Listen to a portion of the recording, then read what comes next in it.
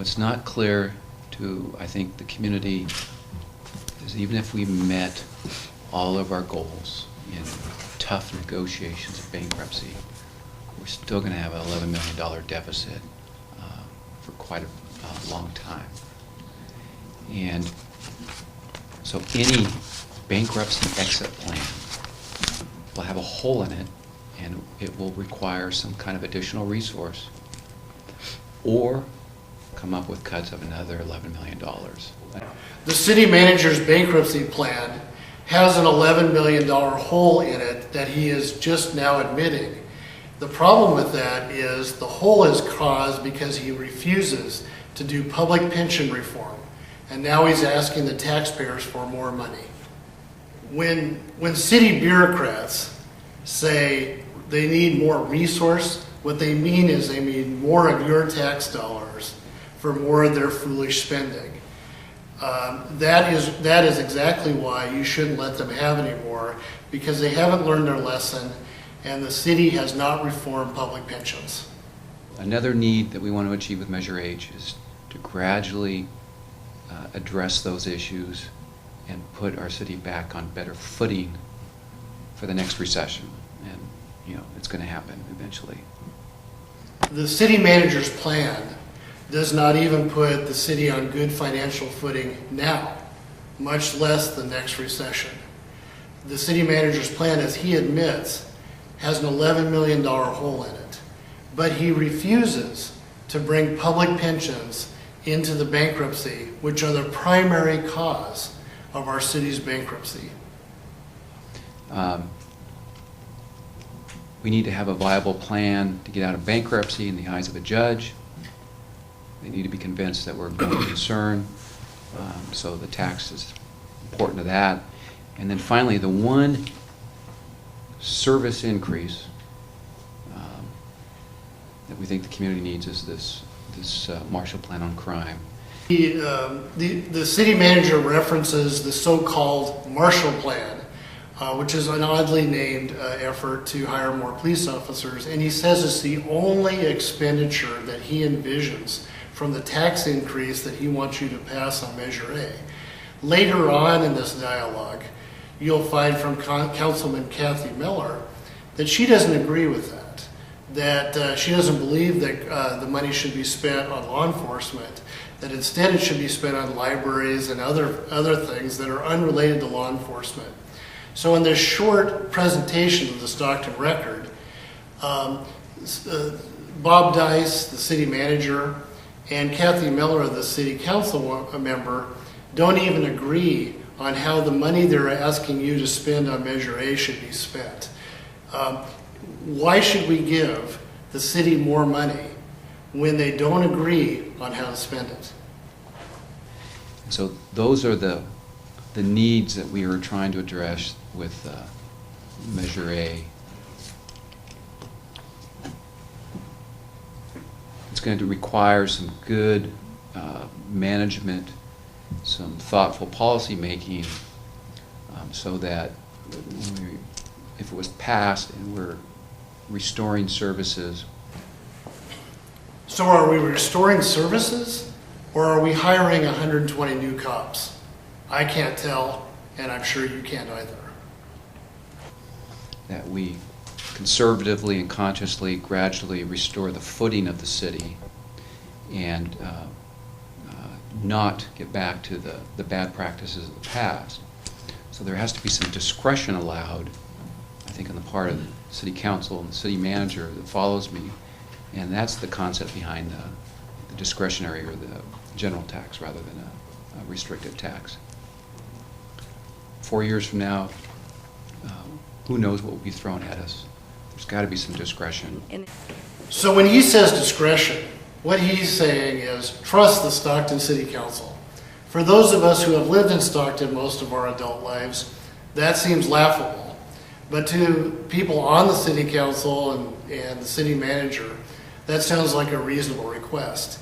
So I would ask you, what has happened in the past when we have trusted them? Twice before, the city council has asked us for new money to spend to hire new cops. In the 1990s, they asked us to raise the utility tax. And in fact, the voters of Stockton actually did raise the utility tax because they wanted more police officers. When the tax passed, the money was spent on other things, not on new police officers. And then not so long ago, we were asked to pass a measure called Measure W, which was also supposed to lead to more police officers if we raised the sales tax. Today, after all the misspending, all the restaurant adventures, all of the public pensions that are out, for police chiefs that have only been in office for less than a year, after all of that misspending, we've gone into bankruptcy, and now we actually have fewer police officers than when we raised the utility tax and when we raised the sales tax. And so I don't think personally it's reasonable to say we should trust the Stockton City Council to spend money on police officers. And it's important to remember that there's two different measures. What A and B do together is it's about making Stockton safer, about restoring our services, about getting out of bankruptcy, and holding future councils accountable. And I think that's a really important distinction because Measure B is really the teeth behind Measure A and will help drive those policies that Bob talked about in terms of how will this really be implemented, how will the priorities really be carried forward. Measure B is an advisory measure. It has no teeth. It means almost nothing. And in Measure B, the City Council is advised to spend 2/3 of the money that's generated by Measure A on police officers and 1/3 on bankruptcy debt. And the idea is that we'll have more police officers and we'll get out of bankruptcy. The problem is that because the city refuses to deal with public pension costs, the money is going to be spent on that and not on new police officers, and it is not enough money to get us out of bankruptcy. So Measure B is entirely toothless advisory measure, and Councilwoman Miller knows that. Measure B is about accountability and transparency. It's going to drive policies that will be adopted publicly by the council that will hold future councils accountable to the priorities. It's why the council signed Measure B on the ballot. And just exactly how does she know what future city councils that are not elected yet will think about this spending that's going on? We don't know who's going to be elected to the Stockton City Council in the future, but we know that we haven't had a wonderful history of electing solid city council members over the years. And Councilwoman Miller has announced that she's going to be running for another office. So I don't see how she or the city manager, and the city manager has announced his retirement on November 1st. So I don't see how either one of them are in a position to tell us what future city councils may or may not do. And Measure B, of course, is only an advisory measure. And Measure A has no requirements to spend money on anything. It can be spent on trips to conferences. It can be spent on restaurant subsidies.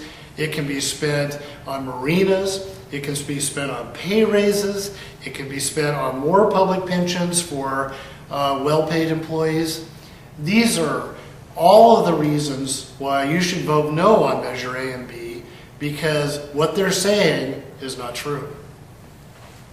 It's our personal commitment to the people who live here. We put our name on Measure B. It's our commitment that we are going to do what we say, and we're going to continue doing it. Her personal commitment, but she won't be on the city council in 2 years. So I don't understand how she or the other council advocates can fairly tell the voters of Stockton that they're committing to anything, because they won't be here to honor their commitment.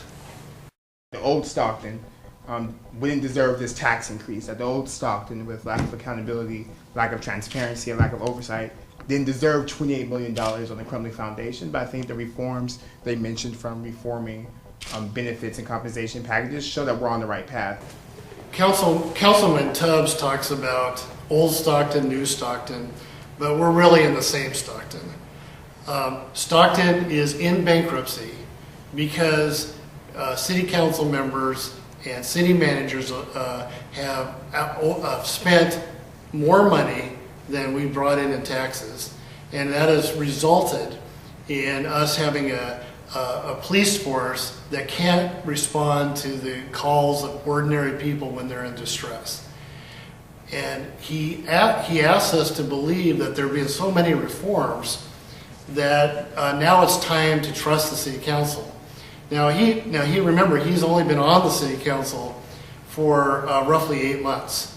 So I don't know how he's in a position to speak so authoritatively on it, but I can tell you that the public employee pensions, if not reformed, will result in an annual expense of $42 million a year in 7 years. And so the money, any money that is raised from this tax, is going to be used to pay those pensions. So it's not true that benefits are under control, as Councilman Tubbs suggests.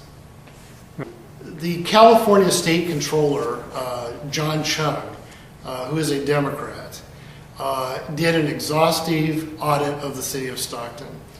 And this is both auditing practices of the past, but it also was to look and see if the city's financial records were being properly kept right now. What the controller found was he found that the city just this last year lost $11 million because the city manager did not file the proper gas tax forms on time. Something that cities all over California do routinely, and any city manager should know how to do. But because our city manager didn't follow those reporting requirements, the controller has withheld $11 million in gas tax money that we could be using to hire more police officers. So I don't know how we trust that the city council's financial practices are under control. I certainly think there's a lot of evidence that they're not yet under control. And I think if we also look at the Marshall Plan on crime and how even with the 50% reduction in violence, there's still a 4% increase in property crime. So we're doing something right. We're on the right path, but without measuring and B, our mission to really reinvent or recreate how we do business in the city will be incomplete. Is crime under control or is it not? I can't tell by listening to these people. Crime in Stockton is not under control. I think that the average person in Stockton feels threatened every single day when they go to the supermarket, when they go for a walk, when they have their elderly parents or their small children out in public. This city is under crime siege right now. And the reason it is we don't have a big enough law enforcement presence. But what Councilman Tubbs and Councilman Miller seem to want to do is spend the money, any new money, on things other than police officers. And I don't think we should give it to them until we have absolute assurances that that money will be spent to hire more police officers. I already told you we need some discretion in order to heal the city and get on solid financial footing. But really, this tax is, in many respects, already restricted because this council, this new council, supports and adopted the Marshall Plan on crime. This is an astonishing remark from the city manager who just spent $100,000 on lawyers arguing in bankruptcy court and in local superior court that this is not a restricted tax, it's a general tax. A general tax can be spent on anything. Again, it can be spent on restaurants, it can be spent on out-of-state conferences, it can be spent on pay raises, it can be spent on pensions, it can be spent on marinas. So for the city manager to argue that there's anything at all restricted in this tax is incorrect. both by common sense and as a matter of law. So you have the ultimate benchmark that is going to consume, after ramp up, 70% of that tax. So the questions going forward to every council going forward will be, how are we doing with respect to that? How are we doing with respect to that? And somebody's going to have to answer for that. So This is particularly astonishing because our city manager, Bob Deis, and Councilwoman Kathy Miller are actually sitting next to each other when they say this stuff. Bob Deis is just telling you here that 70% of the money that would be passed by Measure A would actually be spent on law enforcement. And the other 30% or so would be spent on bankruptcy debt, the $11 million that he referenced earlier. And then, as you can hear with your own ears, Kathy Miller is telling you, no, we're not going to spend it on those things. We're going to spend it on libraries and other services that she wants to restore. Now, I don't know how it's possible for two people to sit side by side with a different message and not reconcile that. And I also don't know how it's possible to ask you or the citizens of Stockton to vote for Measure A when they're so unclear as to where the money is going to go. we're building up momentum. If the tax goes down, we're going to lose that momentum. And then the creditors and the judges are going to have to come back and say, where are you going to come up with that $11 million? And that's when it's going to be brutal. Yeah, because City Manager Bob Deis recommended that we go to bankruptcy. We've been in bankruptcy now for quite some time. And we will stay in bankruptcy until our debts are cut enough. And these are bond debts, debts to employees, but right now do not include pensions. We will stay in bankruptcy and our debts are frozen, which means that there need not be any cuts in any other services if Measure A fails. I'm voting against Measure A because I know the money will not go to police officers. And when that happens, there will not be any other cuts to services because we're under bankruptcy protection.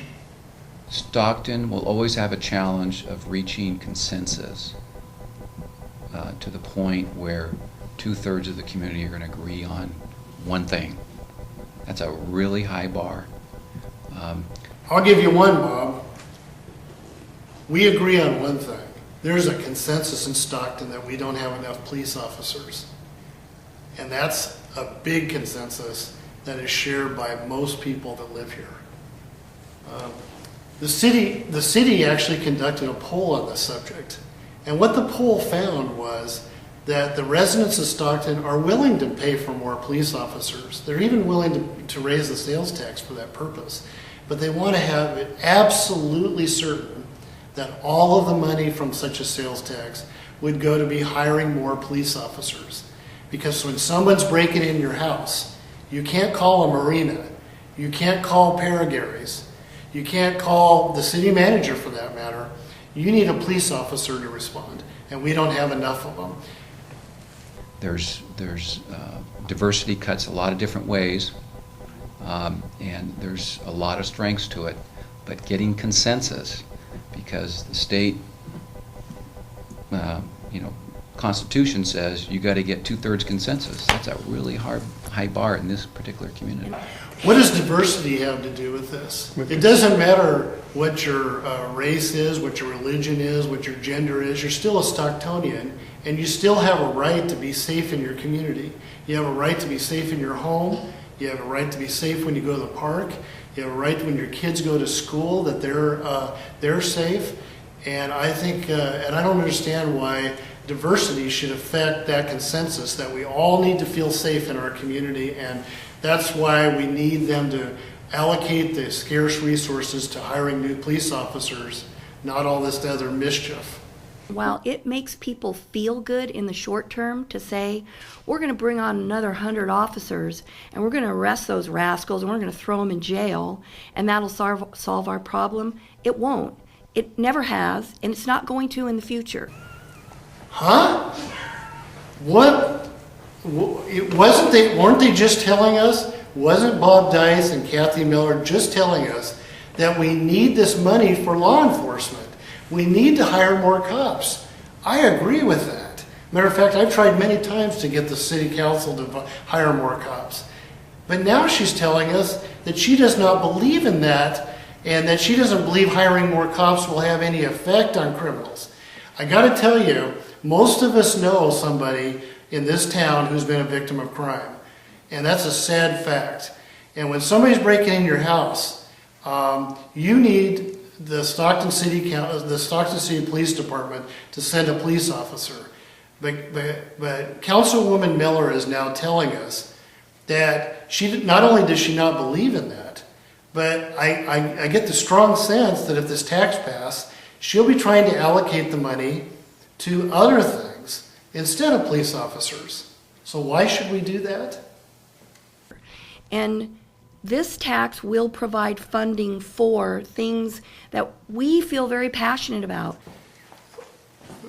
Are we trying to hire police officers, or are we trying to be passionate? This is about hard truths. This is about math and where our hard-earned tax dollars are going. I honestly don't care if the Stockton City Council is passionate about something.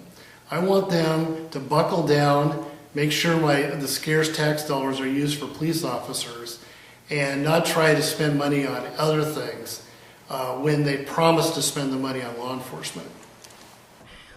Restoring library services, mentoring programs, youth outreach, restoring our after-school programs, having a strong and robust safety net in this community. As a former school board member, I can tell you who's responsible for educating our children. It's called the school district. It's not the Stockton City Council. The Stockton City Council is supposed to make sure that we have smooth roads, that we have water and sewer that work, but most importantly, they're supposed to make sure that our public safety is good, that our police department is well funded, and that police officers come when we need them. Maybe, just maybe, they should focus on that fundamental mission instead of getting sidetracked like she is on this video with things that are really the province of school districts and school board members. Those things are not just about quality of life, like, oh, it's nice, it gets us on a best of list.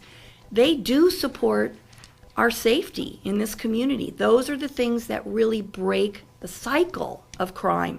We've never invested in those things to a meaningful degree, and even when we haven't sustained it. Never in the last 50 years has Stockton had enough police officers.